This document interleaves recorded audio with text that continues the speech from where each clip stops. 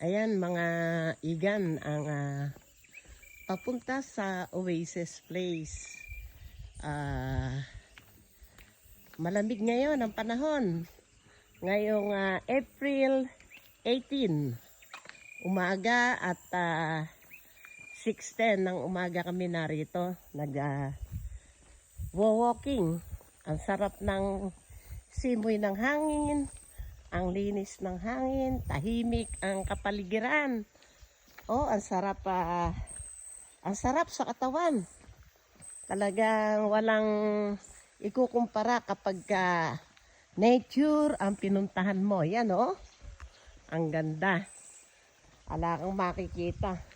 At walang kalat na papel. Plastic. At puro natural ang makikita mo. Ang nature nating sinasabi na likha ng Panginoon. Ang ganda oh. At kasalukuyan na pasikat ang araw. So mapapansin nyo, ayan oh, ang daming ferns. Daming pine tree. Itong mga pine tree na to ay nakapaglilinis ng ating hangin. Kaya malamig ang simoy. So ayan oh. Ayan ang magagandang ferns na siyang nagdadagdag ng kagandahan dito sa kabundukan. So ayan na po ang araw, sumisikat na. Sa pagitan ng mga puno. Salamat sa mga hindi namumutol ng puno. At ito po bakit humahangin. Kaya wag pong maghanap ng kaginhawahan ang mga tao kung pinuputol ang puno.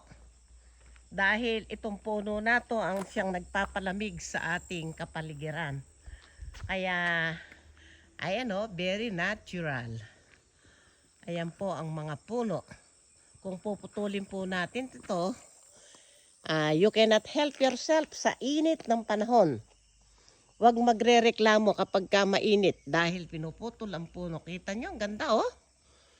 Ang ganda ng mga kapaligiran. Yan oh. Bagong lakas sa bagong umaga. Yan. So mga igan, tulungan po natin ang ating kapaligiran. Huwag po natin putulin ang mga puno. Suporta po ito sa atin sa panahon ng tag-init, panahon ng tagbagyo, malalakas na hangin. Ito po tumutulong at bilang proteksyon sa bawat isa sa atin. So mga igan, isang reminder para ingatan ang ating kapaligiran.